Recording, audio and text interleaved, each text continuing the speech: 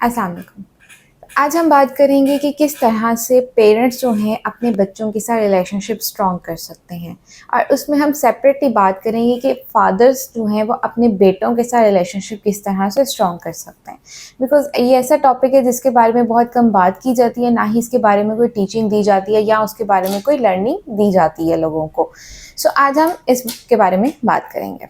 जैसे कि हम जानते हैं कि बच्चे अपने पेरेंट्स को या एल्डर्स को कॉपी करते हैं, यानी बच्चों में लर्न बिहेवियर ज़्यादा होता है। लर्न बिहेवियर से मुराद ये होता है कि बच्चे जो भी बिहेवियर सीख रहे होते हैं या जो भी वो बिहेवियर कर रहे होते हैं, वो अपने बड़ों को देख के या एल्डर्स को, जो आसपास के लोग हैं, उनको देख के वैसे ही अपने अंदर वो बिहेवियर अडॉप्ट कर रहे होते हैं। जैसे ही बच्चा, स्पेशली अगर हम बात कर रहे हैं फादर सन रिलेशनशिप के बारे में, तो जैसे ही बच्चा एक एडल्ट एज में आना शुरू हो रहा होता है,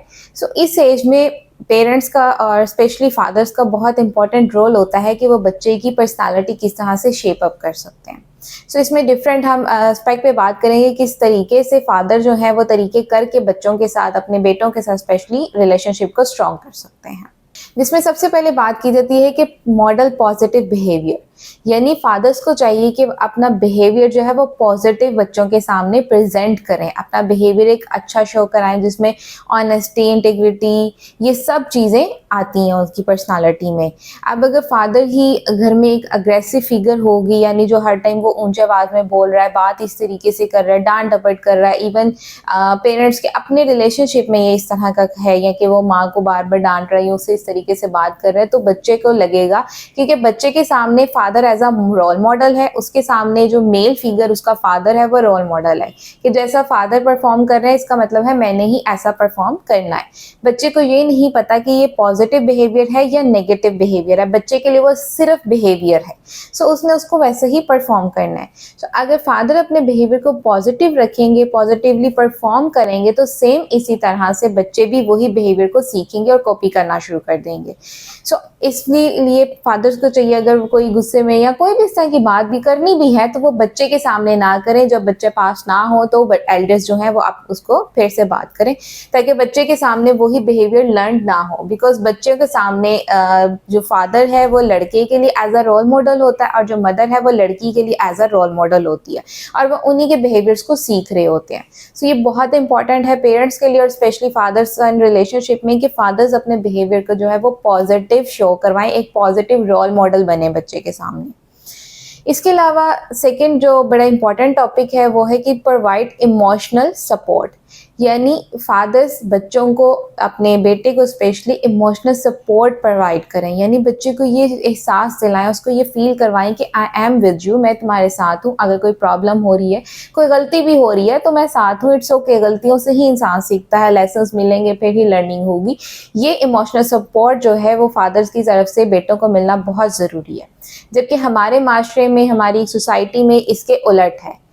फादर्स का और जो बेटों का रिलेशनशिप बहुत एक स्ट्रिक्ट उस लेवल पे होता है कि बच्चे अपनी बात को बिल्कुल भी फादर्स के साथ नहीं कर पा रहे होते हैं, कि कोई भी प्रॉब्लम है, या वहाँ पे एक बहुत ज़्यादा डर होता है। वो बेसिकली उस रिलेशनशिप में कोई रिस्पेक्ट से ज़्यादा वहाँ पे फियर होता है, और उस वजह से वो रिलेशनशिप कभी भी स्ट्रॉन्ग नहीं हो पाता। इवन वो बेटा खुद भी बाप भी बन जाता है, बट स्टिल उसके अपने फादर के साथ वो रिलेशनशिप में कभी बॉन्डिंग वैसी नहीं आती है। इसीलिए यहाँ पे इमोशनल सपोर्ट जो है वो प्रोवाइड करना बड़ा ज़रूरी है। अपने रिलेशनशिप या अपने फादर के साथ जैसे भी रिलेशनशिप थे वो चीज़ गुजर गई, लेकिन अब जब फादर खुद पेरेंटिंग में है और आगे उनका बेटा है, तो अब उन्होंने उस पर फोकस करना है। जो अपना पास्ट था वो तो गुजर गया, बट जो फ्यूचर आना है उस जनरेशन के लिए वो अपने अंदर ये चीज़ें लेके आ सकते हैं। इसके अलावा जो हम बात करेंगे वो है इनकरेज इंडिपेंडेंस, यानी फादर्स जो हैं वो अपने बेटों के अंदर इनकरेज करें कि वो अपने फैसले खुद कर सकते हैं। डिसीजन मेकिंग में उनके साथ ज़रूर हो उनको, लेकिन इंडिपेंडेंस भी हो कि अगर कोई डिसीजन है तो किस तरह से डिसीजन लेना, उसमें उनको हेल्प आउट करें, बजाय इसके कि सीधा उनको डिसीजन कह दिए कि बस ये होना है, दैट्स इट। इसमें उनकी बच्चों की भी ओपिनियंस लिए जाएँ और फिर उनको डिसीजन करने में साथ हेल्प आउट किया जाए। उनका सेल्फ कॉन्फिडेंस जो है, सेल्फ इस्टीम जो है, वो सब चीज़ों को एनहांस करवाएं। इंडिपेंडेंस देने से मुराद यही है कि वो बच्चों में कॉन्फिडेंस को बूस्ट कर रहे हैं, यानी उनके अंदर कॉन्फिडेंस बढ़ा रहे हैं, उनके अंदर सेल्फ इस्टीम को बढ़ा रहे हैं, उनकी इन चीज़ों का ख्याल रख रहे हैं। बिकॉज अगर बच्चों में वो इंडिपेंडेंस नहीं देंगे तो बच्चों में कॉन्फिडेंस भी कभी नहीं आएगा। स्पेशली जो एक लड़का है, जो बेटा है, मेल फिगर है, उसने घर से बाहर निकलना है, सोसाइटी में जाना है, वहाँ पे रहना है और सब चीज़ों को हैंडल करना है। सो इसके लिए उसमें कॉन्फिडेंस आना बहुत ज़रूरी है और ये कॉन्फिडेंस उसको घर से ही मिलेगा और घर से भी उसको मेल फिगर से, यानी जो उसके फादर हैं, वहाँ से ये कॉन्फिडेंस उसको ज़्यादा मिलेगा, तो वो जाके सोसाइटी में भी उतनी अच्छे से इंटरेक्ट कर सकता है। इसके अलावा नेक्स्ट जो पॉइंट है जिसमें रिलेशनशिप को स्ट्रॉन्ग किया जा सकता है, वो है कि जी किस तरह से प्रमोट करना है लर्निंग और क्यूरियोसिटी को बच्चों में। यानी बच्चों में लर्निंग जो है वो प्रमोट कीजिए, कोई न्यू से न्यू चीज़ें हैं उसको सिखाई जाएँ। अक्सर होता है अगर घर में कोई चीज़ ख़राब हो गई या कोई काम है किसी भी किस्म का, इलेक्ट्रिसिटी रिलेटेड या कुछ भी, फादर उसको ठीक कर भी रहे हैं, अगर कोई बच्चा पास आ गया उस तरह, तो उसको डांट डपट के पीछे हो जाओ, खराब ना हो जाए कोई चीज़, काम ना खराब कर दो, साइड पे हो जाओ, अभी पास नहीं आना, इस तरह से कह के बच्चे को पीछे कर दिया जाता है। अब इस एक्शन से एक तो बच्चे का कॉन्फिडेंस भी कम हो रहा है कि मैं कुछ नहीं कर सकता, मुझे कुछ नहीं आता, ठीक है, और दूसरा ये कि बच्चे में लर्निंग भी नहीं हो रही। जब बच्चा पास बैठ के देखेगा नहीं तो वो सीखेगा कैसे। सो अगर घर में कोई छोटा सा भी काम है किसी भी किस्म का, अगर फादर्स कर रहे हैं, तो ये एक हेल्दी एक्टिविटी है कि वो बच्चे को कहें कि चलो पास बैठो देखो, या अगर ये भी कहें कि चलो मिलके काम करते हैं। ज़्यादा से ज़्यादा बच्चा शुरू में थोड़ा सा काम खराब करेगा, कोई चीज़ को थोड़ा सा ऊपर नीचे कर दिए, तो उस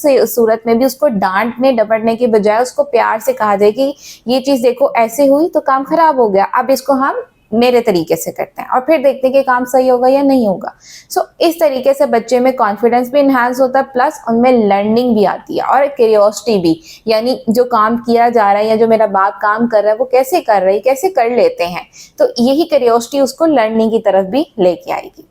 इसके अलावा जो बड़ा एक इम्पॉर्टेंट फैक्टर है जो हमारी सोसाइटी में स्पेशली इस लेवल पे बिल्कुल भी बच्चों में इतना प्रमोट नहीं किया जाता, वो है बच्चों को रिस्पेक्ट सिखाना। बच्चों में प्रमोट करना कि वैल्यूज़ क्या है, रिस्पेक्ट क्या है, स्पेशली एज अ सन बच्चे में ये चीज़ उसको बताई जाए कि वो अगर एक मेल फिगर है, एक लड़का है, तो उसने किस तरह से रिस्पेक्ट करनी है, ऑपोजिट जेंडर की यानी फीमेल्स की किस तरह से रिस्पेक्ट करनी है, और सेम जेंडर की भी अपने एल्डर्स में किस तरह से रिस्पेक्ट करनी है। ऑल्दो